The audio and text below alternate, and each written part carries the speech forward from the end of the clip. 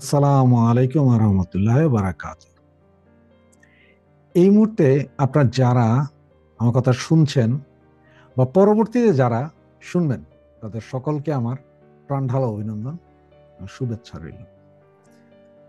আজকে আপনারা পত্রিকার বিভিন্ন নিউজ দেখতে পাচ্ছেন এবং বিভিন্ন ফটোকার্ড দেখতে পাচ্ছেন যে আমাদের সেনা প্রধান ইন্ডিয়াতে যাচ্ছে। আমার থাম্বেলটা দেখেও বুঝতে পারছেন যে এই বিষয়টা নিয়ে আলোচনা করে সেনাপ্রধান ইন্ডিয়া যাচ্ছেন। তো ইন্ডিয়াতে যাচ্ছেন আসলে হচ্ছে যে ইন্ডিয়াতে 14 তারিখ থেকে 17 তারিখ পর্যন্ত সম্ভবত এটা সম্মেলন আছে, যেটা হচ্ছে যে বিশ্বের যেই 30টা দেশ থেকে শান্তিরক্ষী মিশনে সৈন্য যায় তাদেরকে নিয়ে একটা বিশাল সম্মেলনের আয়োজন করেছে। সেটার হোস্ট হচ্ছে যে ইন্ডিয়া। তো সেই হিসাবে আপনার বিভিন্ন দেশের সেনা প্রধানরা যেহেতু আসবেন বা বড় বড় অফিসাররা আসবেন, সেহেতু আমাদের দেশের সেনা প্রধানও ইন্ডিয়াতে যেতে পারেন। তো পারেন বলছে এই জন্য যে এখন এটা আসলে বিচার বিবেচনা করবে ইন্ডিয়ান গভর্নমেন্ট, শুধুমাত্র বাংলাদেশের ক্ষেত্রে যে ইন্ডিয়ার গভর্নমেন্ট আমাদের এই সেনা প্রধানকে আসলে যেতে দিবেন কিনা, যেতে দিবেন কিনা বলতে মানে ওনার ইন্ডিয়াতে আসতে দেবেন কিনা, নাকি ইন্ডিয়া নাকি বাংলাদেশকে বলা হবে যে সেনা প্রধান ছাড়া অন্য কাউকে পাঠাও। দুটার যে কোনো একটা কিছু ঘটতে পারে। সরকার এখানে সবচেয়ে বড় ব্যাপার হচ্ছে যে বর্তমান ইউনিসীয় গভর্নমেন্টের দখলদার সরকার। তারা কি করবে?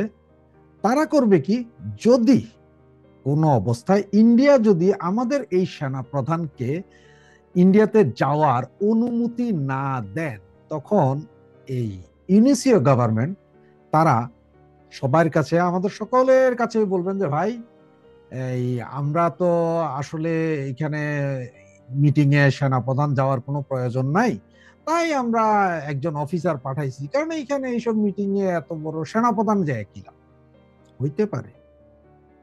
আর যদি সেনাপ্রধান যাইতে পারে, তাহলে এবার এদিকে আবার ব্যাপক গুঞ্জন শুরু হবে কি হচ্ছে। তবে একটা জিনিস আমার যতটুকু মনে হয়, হয়তো আপনাদের কাছেও মনে হইতে পারে, যে দেখেন বর্তমান সরকার সেনাপ্রধানকে হয়তো পাঠাইতে পারে, যদি ইন্ডিয়া রাজি হয় তাহলে সেনাপ্রধানকেই পাঠাবে। তার কারণ কি জানেন? ওই যে জামাতের বৃহৎ ফকিন্নি নেতা, তিনি বলেছিলেন যে 50 লক্ষ যুবক রেডি, ওনারা গাজবাতুল কিন্দ করবেন। কিন্তু উনি জানে না যে 50 লক্ষ রাইফেলও সারা বাংলাদেশে নাই। সমস্ত বাহিনী বৈধ অবৈধ সব অস্ত্র মিলে 50 লক্ষ নাই। এরপরে গাজবাতুল হিন্দ করতে যাবেন, আর ইন্ডিয়া পারমাণবিক শক্তিধর দেশ, ওরা বৈশা থাকবে যে ভাইয়া আপনারা আসেন, আমাদেরকে কচু কাটা করেন, আমরা বসে আছি, আপনাদের গাজবাতুল হিন্দ করেন।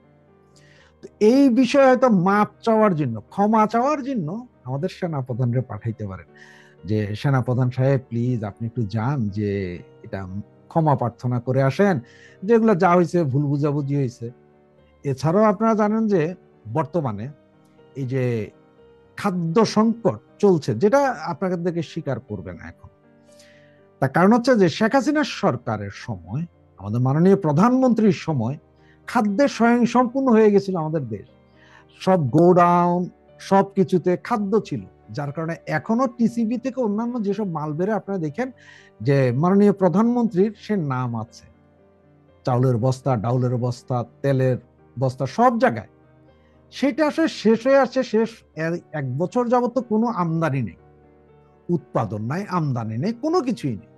সুতরাং এই খাদ্যদ্রব্য যখন শেষ হয়ে আসছে, এর মধ্যে ইন্ডিয়াও আপনার চাউল দিবে না, এটা আরো 3 মাস আগে বলছে। আমার একটা ভিডিওতে আছে 3-4 মাস আগে, যা আমি বলেছিলাম তখন। তখন অনেকে বলেছিলেন ফাউল কথা বলি। তো ওখান থেকে যেহেতু চাউল ডাল কিছুই দিবে না, এখন আমাদের মাননীয় খাদ্যমন্ত্রী, খাদ্য উপদেষ্টা, উনি কি বললেন জানেন? যে দেখেন, পার্শ্ববর্তী রাষ্ট্র তো আমাদেরকে দিচ্ছে না, চাউল দিবে না বলে দিয়েছে, আমরা বিভিন্ন জায়গা থেকে চিন্তা করছি আনার। এইরকম অনেকবার হয়েছে, অনেক জায়গা থেকে আনার চেষ্টা করেছে। ভিয়েতনাম প্রচুর দাম, যে চাউল ইন্ডিয়া 60 টাকায় দেয়, ভিয়েতনাম ওইটা 90 টাকায় দেয়। আপনাদের এক্সাম্পল বলতেছি, মায়ানমার তো আপনাদের দিবেই না।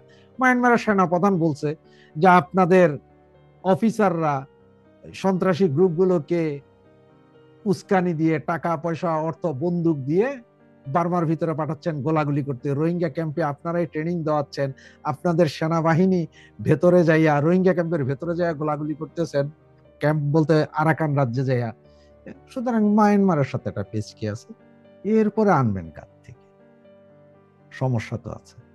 চাউল উৎপাদনকারী দেশ আরো আছে, কিন্তু ইন্ডিয়ার চেয়ে সস্তায় কেউ দিতে পারে। পাকিস্তান থেকে, পাকিস্তান তো নিজেই খাইতে পায়।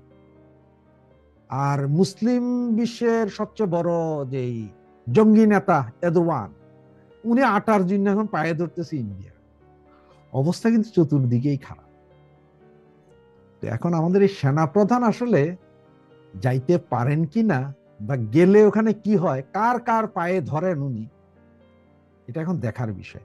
আর অনেকেই এই মুহূর্তে বলা শুরু করেছেন, যদি যায় হয়তো শেখ হাসিনার সাথে আলাপ হয়ে যেতে পারে, শেখ হাসিনাকে ফিরিয়ে আনার জন্য।